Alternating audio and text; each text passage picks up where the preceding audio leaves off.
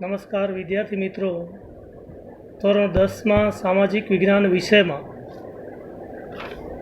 Vacation દરમિયાન આપણે તૈયારી કરવી હોય તો તેના માટે અર્થશાસ્ત્રના કેટલાક પાઠો જેના શબ્દો સમજવા જરૂરી બને છે, જેને આપણે શબ્દ સંકલ્પના તરીકે પણ ઓળખીએ છીએ.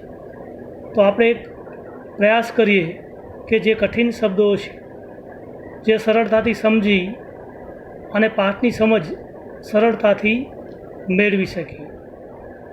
આજે આપણે સૌપ્રથમ પ્રયત્નમાં 15મો પાઠ જે છે આર્થિક વિકાસ, જેની અંદર આવતા કેટલાક પારિભાષિક શબ્દો જે સરળ શબ્દોમાં સમજવા પ્રયત્ન કરીએ, જેથી કરીને આખા પાઠની સમજ સરળતાથી આપણે મેળવી શકીએ. તો તેની અંદર સૌપ્રથમ શબ્દ આવે છે રાષ્ટ્રીય આવક. રાષ્ટ્રીય આવક એટલે દેશની કુલ આવક હોય તેને રાષ્ટ્રીય આવક કહેવામાં આવે છે. તેવો જ બીજો શબ્દ છે માથાદીઠ આવક. તો માથાદીઠ આવક કોને કહેવાય?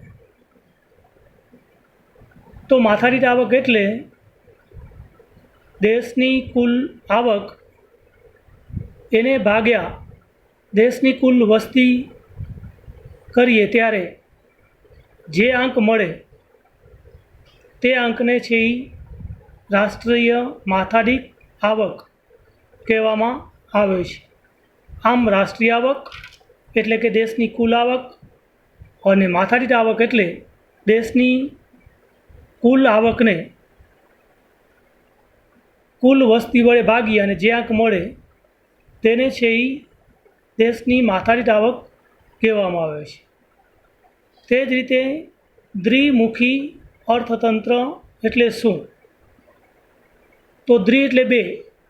જે દેશની અંદર પરંપરાગત પ્રાચીન ઉત્પાદન પદ્ધતિ અને સાધનોનો ઉપયોગ થતો હોય તેની સાથે શહેરી વિસ્તારમાં આધુનિક ટેકનોલોજી અને આધુનિક પદ્ધતિથી પણ ઉત્પાદન કરવામાં આવતું હોય તો આ બે પ્રકારના એટલે કે પરંપરાગત અને આધુનિક સાધનો અને ટેકનોલોજીનો ઉપયોગ કરી અને જે અર્થતંત્ર ચાલતું હોય તેને દ્વિમુખી અર્થવ્યવસ્થા તરીકે ઓળખવામાં આવે છે.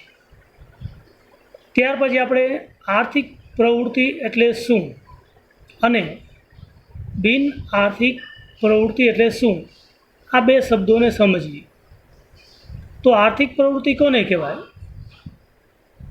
તો આર્થિક પ્રવૃત્તિ એટલે બદલો મેળવાના હેતુથી એટલે કે આર્થિક વળતર મેળવાના હેતુથી અથવા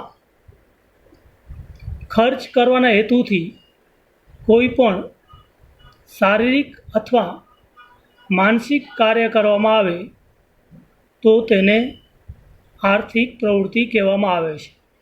ફરીથી, આર્થિક વળતર મેળવવાના હેતુથી અથવા ખર્ચ કરવાના હેતુથી કોઈ પણ શારીરિક અથવા માનસિક કાર્ય કરવામાં આવે તો તેને આર્થિક પ્રવૃત્તિ કહેવામાં આવે છે. એ જ રીતે બિન આર્થિક પ્રવૃત્તિ એટલે શું? તો બિન આર્થિક પ્રવૃત્તિ એટલે જે પ્રવૃત્તિ કરવા પાછળનો હેતુ અથવા ઉદ્દેશ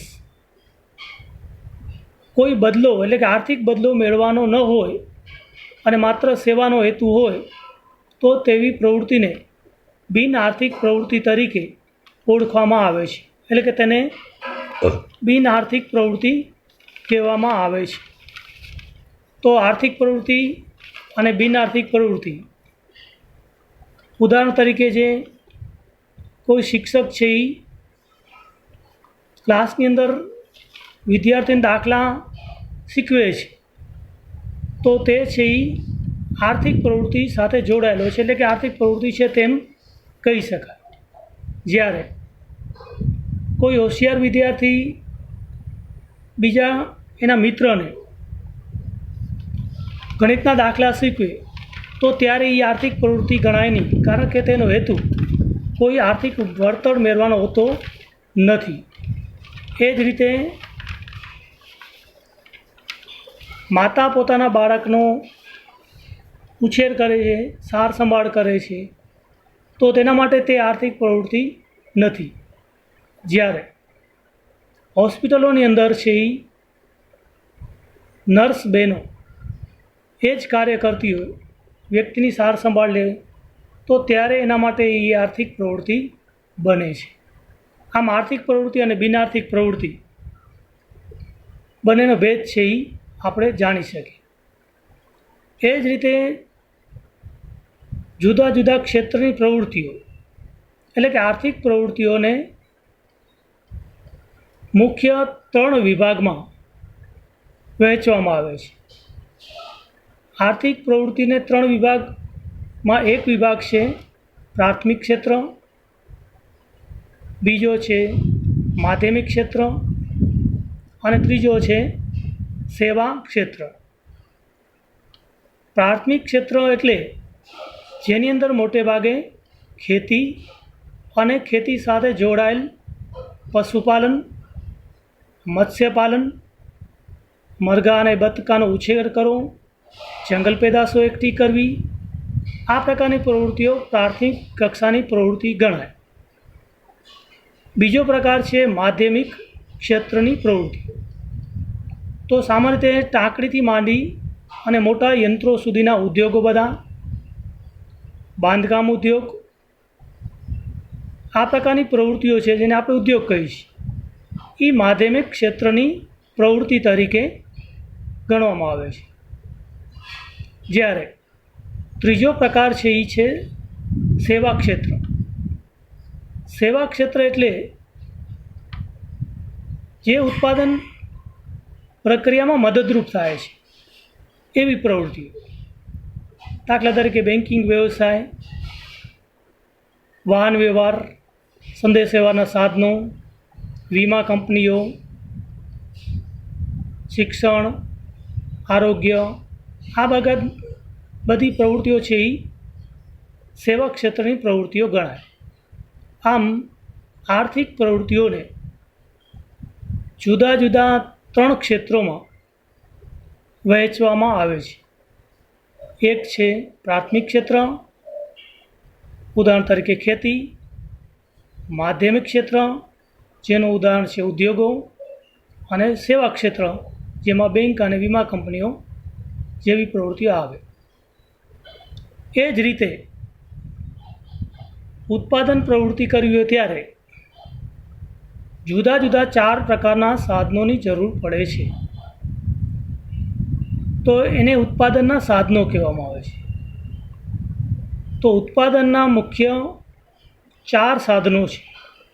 કાંઈ પણ ઉત્પાદન કાર્ય કરવા માટે 4 સાધનોની જરૂર પડે છે. અર્થશાસ્ત્રની પરિભાષામાં 4 સાધનોનો અર્થ આપણે સમજવો પડે. પહેલું સાધન છે જમીન. સામાન્ય રીતે આપણે જમીન એટલે સમથળ મેદાન એવો અર્થ કરતા હોઈએ છીએ, પરંતુ અર્થશાસ્ત્રમાં છે એ જમીન એટલે પૃથ્વી પર આવેલી તમામ પ્રકારની કુદરતી સંપત્તિ જેનો ઉપયોગ આપણે ઉત્પાદન કાર્યમાં કરી શકતા હોઈએ તો તેને જમીન કહેવાય. એ રીતે જોઈએ તો જંગલો પણ જમીન છે, બધા ખનિજો પણ જમીન ગણાય.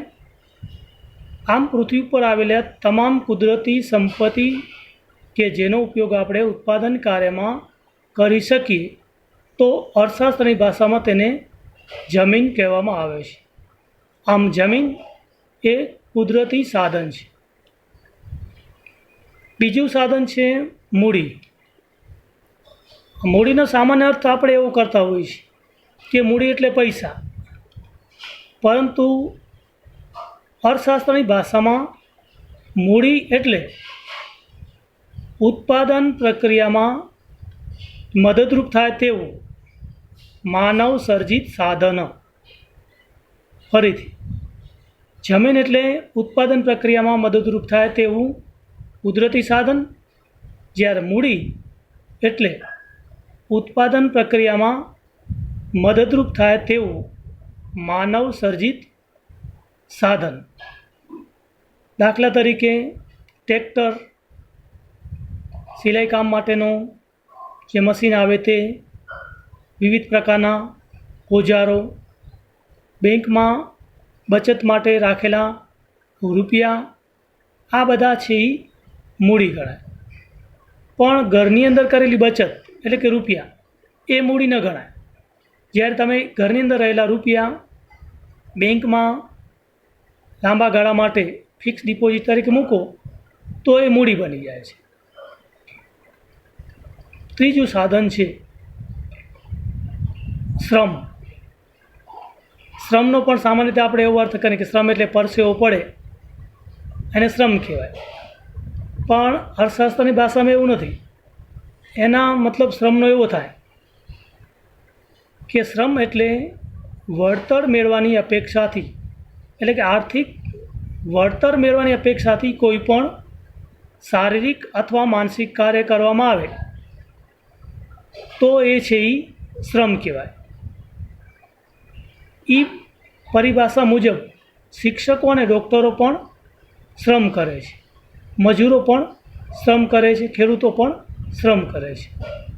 એટલે કે આર્થિક વળતર મેળવવાની અપેક્ષાથી કરવામાં આવતું શારીરિક અથવા માનસિક કાર્ય એટલે શ્રમ. શ્રમ એ ઉત્પાદનનું જીવંત સાધન ગણાય છે. શ્રમ એ ઉત્પાદનનું જીવંત સાધન ગણાય છે, કારણ કે તેની સાથે શ્રમિક હંમેશા જોડાયેલો હોય છે. અને ચોથું સૌથી અગત્યનું સાધન એ છે નિયોજન અથવા નિયોજક અથવા યોજક. એમ કહેવાય છે કે ઉત્પાદન પ્રક્રિયાની અંદર નિયોજક એ કપ્તાનની ભૂમિકા ભજવે છે, એટલે કે કેપ્ટન તરીકેની ભૂમિકા ભજવે છે. કઈ રીતે અથવા નિયોજકનો અર્થ શું? નિયોજક કોને કહેવાય? તો નફાના હેતુથી ઉત્પાદનના ત્રણેય સાધનોને એકઠા કરી તેને કામે લગાડી અને ઉત્પાદન પ્રક્રિયા શક્ય બનાવે તેને છે નિયોજક, યોજક અથવા નિયોજન કાર્ય કહેવામાં આવે છે. એ ત્રણ સાધનો પાસેથી કામ લે છે અને ઉત્પાદન કાર્ય શક્ય બનાવે છે અને મહત્ત્વની ભૂમિકા ભજવે છે. એટલે તેને ઉત્પાદન પ્રક્રિયામાં કપ્તાન તરીકે એટલે કે કેપ્ટન તરીકે ઓળખવામાં આવે છે. તો આમ આપણે ઉત્પાદન પ્રક્રિયામાં જરૂરી એવા 4 સાધનોની વાત સમજ્યા, જેમાં પ્રથમ હતું જમીન, બીજું હતું મૂડી, ત્રીજું શ્રમ અને ચોથું નિયોજક અથવા યોજક. ત્રણેયને ટૂંકમાં સમજીએ તો જમીન એટલે કુદરતી સાધન કે જેનો ઉપયોગ આપણે ઉત્પાદન પ્રક્રિયામાં કરી શકીએ. મૂડી એટલે ઉત્પાદન પ્રક્રિયામાં મદદરૂપ થાય તેવું માનવ સર્જિત સાધન. શ્રમ એટલે આર્થિક વળતર મેળવવાની અપેક્ષાથી કરવામાં આવતું શારીરિક અથવા માનસિક કાર્ય. અને ચોથું નિયોજક એટલે કે ઉત્પાદનના ત્રણેય સાધનોને એકઠા કરી તેને કામે લગાડી અને ઉત્પાદન પ્રક્રિયા શક્ય બનાવે તો તેને છે એ નિયોજક કહેવામાં આવે છે. આમ ઉત્પાદન પ્રક્રિયા શક્ય બને છે. પણ આપણી જરૂરિયાતો છે એ જરૂરિયાતો કેવી છે હવે સમજીએ. તો જરૂરિયાતો આપણી અમર્યાદિત છે, એટલે કે માનવ જરૂરિયાતો અમર્યાદિત છે. માનવીના જન્મની સાથે મૃત્યુ સુધી તેની જુદી જુદી જરૂરિયાતો જોડાયેલી હોય છે. જરૂરિયાતો ધીમે ધીમે બદલતી જાય છે અને કેટલીક જરૂરિયાતો એવી હોય છે જે આપણે વારંવાર સંતોષવી પડે છે. દાખલા તરીકે તરસ લાગે તો પાણી પીવું પડે, ભૂખ લાગે તો કોઈ પણ ખોરાક લેવો પડે, ફળ લેવા પડે. થોડોક સમય માટે આપણી જરૂરિયાત સંતોષાઈ જાય, પણ ફરીથી એ પાછી ઉત્પન્ન થતી હોય છે. આમ કેટલીક જરૂરિયાતો વારંવાર ઉદ્ભવ્યા કરે છે.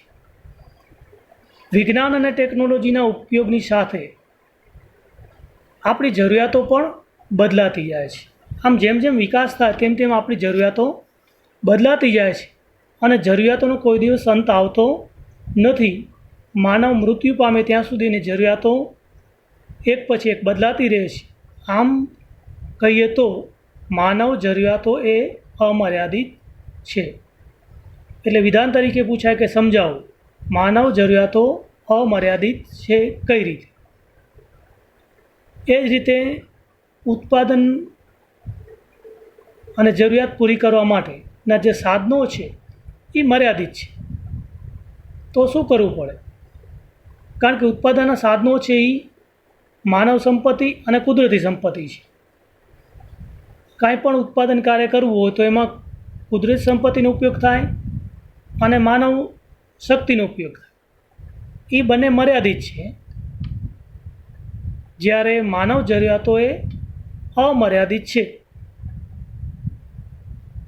તો સાધનો મર્યાદિત, જરૂરિયાતો અમર્યાદિત હોવાથી આપણે ઉત્પાદનના સાધનો અને કુદરતી સંપત્તિનો ઉપયોગ કરકસરપૂર્વક કરવો જોઈએ. એટલે બીજું વિધાન તરીકે પૂછાય કે કુદરતી સંપત્તિનો આપણે કરકસરથી શા માટે ઉપયોગ કરવો જોઈએ? તો એનું કારણ કે કુદરતી સંપત્તિનો ઉપયોગ આપણે કરકસરપૂર્વક કરવો જોઈએ. એટલે કે કુદરતી સંપત્તિનો બગાડ ન કરવો જોઈએ. કારણ કે માનવ જરૂરિયાતો અમર્યાદિત છે, એ ક્યારે પણ પૂર્ણ થતી નથી. તેની સામે માનવ જરૂરિયાતો સંતોષવા માટેના જે સાધનો છે એ માનવ જરૂરિયાતો સંતોષવા માટેના સાધનો એટલે કે કુદરતી સંપત્તિ અને માનવ શ્રમ અને બુદ્ધિ એ મર્યાદિત છે. એટલે લાંબા સમય સુધી માનવીએ છે પોતાની જરૂરિયાતો પૂરી કરવા માટે એ સાધનોનો કરકસરપૂર્વક ઉપયોગ કરવો જોઈએ. એ જ રીતે એ સાધનો વૈકલ્પિક ઉપયોગ ધરાવતા હોય છે. દાખલા તરીકે જમીન છે એ સાધન છે, એનો વૈકલ્પિક ઉપયોગ છે. વૈકલ્પિક ઉપયોગ એટલે એના વિકલ્પ ઘણા છે. તમે જમીન ઉપર ખેતી કરી અને ઘઉં વાવી શકો, અથવા ઘઉં સિવાયનો બીજો પાક લઈ શકો, અથવા ઘઉં લેવો તો બીજા પાકને તમને જતો કરવો પડે. એ જ રીતે જમીનનો તમે ખેતી તરીકે ઉપયોગ કર્યો તો ત્યાં તમે ઉદ્યોગ સ્થાપી શકતા નથી. એટલે ઉત્પાદનના સાધનો છે એ વૈકલ્પિક હોય છે. એટલે એક આપણે એને પાસે કામ લઈ શકીએ, બાકીનું આપણે છે એ જતું કરવું એટલે છોડવું પડે. આમ ઉત્પાદનના સાધનો એ વૈકલ્પિક ઉપયોગમાં આવે છે. કોઈ પણ એક ઉપયોગ આપણે કરી શકીએ, બાકીનો ઉપયોગ છે આપણે જતો કરવો પડતો હોય છે.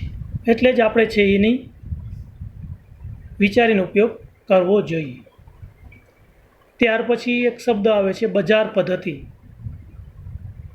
બજાર પદ્ધતિ કોને કહેવાય? બજાર પદ્ધતિનું બીજું નામ છે અથવા બજાર વ્યવસ્થા, જેને મૂડીવાદી અર્થવ્યવસ્થા તરીકે પણ ઓળખવામાં આવે છે. જ્યાં બજાર આધારિત અર્થતંત્ર હોય ત્યાં છે મોટાભાગના નિર્ણયો લેવામાં વ્યક્તિ સ્વતંત્રતા જોવા મળે છે. એટલે કે સરકારની દખલગીરી બહુ ઓછા પ્રમાણમાં જોવા મળે છે. અને આવી વ્યવસ્થામાં છે એ મોટે ભાગે નફાને ધ્યાનમાં રાખી, એટલે કે નફાને કેન્દ્રમાં રાખી અને ઉત્પાદનના સાધનોને ઉપયોગ એ રીતે કરવામાં આવતો હોય છે. લોકોની જરૂરિયાતને ધ્યાનમાં નથી લેવામાં આવતી, પણ વધુ નફો કેમાં મળશે એને ધ્યાનમાં રાખી અને છે એનો ઉપયોગ આપણે કરવામાં આવે, જેથી કરી વધારે નફો મળે. એ જ રીતે સમાજવાદી અર્થવ્યવસ્થા જે દેશોમાં છે ખાસ કરીને ચીન અને રશિયા જેવા દેશોમાં. ત્યાં ઉલટું હોય, સમાજવાદી અર્થવ્યવસ્થામાં છે ત્યાં સરકાર સંપૂર્ણ નિયંત્રણ ધરાવતી હોય, સરકાર દ્વારા નિર્ણય લેવામાં આવે, તે જ વસ્તુનું સેવાનું ઉત્પાદન કરવા માટે ઉત્પાદનના સાધનોને રોકવામાં આવે. આમ બજાર આધારિત પદ્ધતિ અને સમાજવાદી અર્થવ્યવસ્થા, આ બંને વચ્ચે ફરક છે અને બંનેના છે એ લાભ અને ગેરલાભો પણ જોવા મળે છે. બજાર આધારિત અર્થવ્યવસ્થા અને સમાજવાદી અર્થવ્યવસ્થા બંને અલગ અલગ અર્થવ્યવસ્થા છે. બંનેની કેટલીક મર્યાદાઓ પણ છે, બંનેના કેટલાક લાભો છે, કેટલાક ગેરલાભો છે. એટલે ભારત જેવા દેશે એક મિશ્ર અર્થવ્યવસ્થા શરૂ કરી. મિશ્ર અર્થવ્યવસ્થાની અંદર કેટલાક ઉદ્યોગોની અંદર સરકાર તથા ખાનગી ક્ષેત્ર બંને જોવા મળે. સામાન્ય રીતે સરકાર છે એ નિર્ણયો લેવા બાબતમાં દખલગીરી ના કરે, ખાનગી કંપનીઓને પ્રોત્સાહન આપે. એની સાથે સાથે સંરક્ષણને લગતા અથવા દેશની સુરક્ષાને લગતા કેટલાક અગત્યના ઉદ્યોગો ત્યાં છે એ સરકારનો અંકુશ જોવા મળે. પેટ્રોલિયમ પેદાશો છે એનું વેચાણ કરવું, ટપાલ વ્યવસ્થા મોટે ભાગે સરકાર હસ્તકની હતી, રેલવે વ્યવસ્થા સરકાર હસ્તક. તો સરકાર હસ્તકના ઉદ્યોગો એટલે કે સંયુક્ત સાહસ જોવા મળે, ખાનગી સાહસ જોવા મળે અને જાહેર સાહસ પણ જોવા મળે. એ પ્રકારની મિશ્ર અર્થવ્યવસ્થા ભારત જેવા દેશોએ શરૂ કરી છે અને એની અંદર એના સારા એવા લાભો પણ જોવા મળે છે. તો વિદ્યાર્થી મિત્રો, આજે આપણે 15મા પાઠના અંદર કેટલાક આવતા પારિભાષિક શબ્દો જેની સમજ મેળવવા માટે પ્રયત્ન કર્યો અને શક્ય હોય ત્યાં સુધી તમે પણ આ રીતે જૂના પુસ્તકો લઈ અને આવા શબ્દો સમજવા પ્રયત્ન કરશો તો વેકેશનની દરમિયાન આપણે બોર્ડની પરીક્ષાને લગતું થોડું ઘણું કામ સરળતાથી કરી શકીશું. પ્રથમ પ્રયત્ન છે આપણો આ ઓનલાઈન શિક્ષણ માટેનો. સંભવિત છે કેટલીક ખામીઓ આપણે નડશે, પણ શક્ય તો હોય તો તમે નોટની અંદર આ કેટલાક શબ્દોની સંકલ્પના લખી અને તૈયારી કરી શકશો. એ જ રીતે આપણે અવારનવાર છે એ અપેક્ષિત નજર વિભાગ એના પ્રશ્નો આવે છે એ પણ મૂકવામાં આવે છે. તો એ પણ તમે છે એ તમારી રીતે નોટબુકમાં લખી અને ખુલતા વેકેશન સુધી શક્ય એટલી તૈયારી કરી શકશો એ આશા સાથે, એવી અપેક્ષા સાથે નમસ્કાર. જય હિન્દ, જય ગુજરાત.